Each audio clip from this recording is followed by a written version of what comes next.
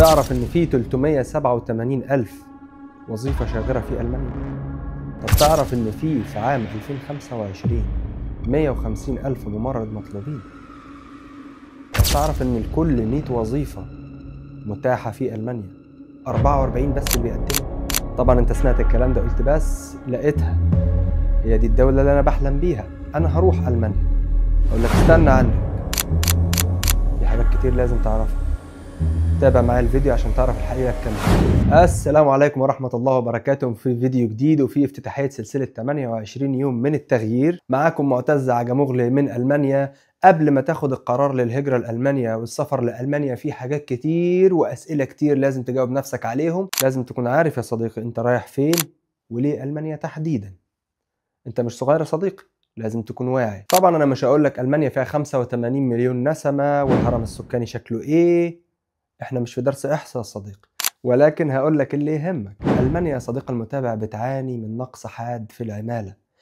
في سنة 2023 كان مطلوب 387 ألف موظف في مجالات كتير زي التكنولوجيا، القطاعات الصحية، التكييف والتبريد والعمالة الماهرة، طبخ، الفندقة، التدريس. في القطاع الصحي لوحده ألمانيا محتاجة 150 ألف ممرض في السنة دي في 2025. بص ركز معايا، ألمانيا فيها 270 ألف ممرض، 16% منهم أجانب، 65% من الأجانب من دول خارج الاتحاد الأوروبي. عدد المصريين لحد سنة 2023 فقط كان 128 ألف، وتحويلات المصريين في الخارج كانت 129 مليون دولار. شايفك انت اللي عايز تقول انا عايز ابقى واحد منهم، ان شاء الله، ليه لا؟ انت مفيش حد احسن منك. بس قبل ما تقرر وتاخد القرار انك تمشي وتسافر لألمانيا لازم تكون عارف ان في تحديات كتير بنواجهها احنا كمهاجرين. عد معايا يا سيدي. رقم 1، صعوبة اللغة. اللغة الألمانية واحدة من أصعب لغات العالم، ولكن سهلة على المجتهد وعلى اللي عنده إرادة حديدية. لو حابين نتكلم عن اللغة بشكل أعمق وأفضل الطرق اللي نتعلم بيها اللغة بشكل سلس وسهل ومرن وسريع اكتبوا لي في التعليقات. رقم 2، التأقلم مع الثقافات. انت حرفيا جاي دولة جديدة، ثقافة جديدة، شعب جديد، دولة تكاد تكون بلا دين. لو حابين نعمل فيديو منفصل عن التحديات اللي ممكن تواجهك كمهاجر عربي هنا في ألمانيا اكتبوا لي في الكومنتات. رقم 3، لازم هتتعود على الديمقراطية والروتين والتعقيدات في الإجراءات وتكون متفهم بالموضوع. رقم 4، الحنين للوطن والغربة والبعد عن الأهل. ده موضوع كبير ولازم تتكلم فيه ولازم تكون على أتم الاستعداد ليه. ايه، شغلت تفكيرك؟ بدأت تفكر؟ بالظبط، تماما هو ده اللي أنا عايزه. عايزك تفكر وتعرف وتتأكد يا صديقي المتابع أن النجاح أولا التوكل على الله، ثانيا تخطيط، ثالثا الصبر، رابعا المثابرة. مش كل اللي سافروا نجحوا ومش كل اللي فشلوا كانوا مستعدين. هل ألمانيا دولة مناسبة ليا؟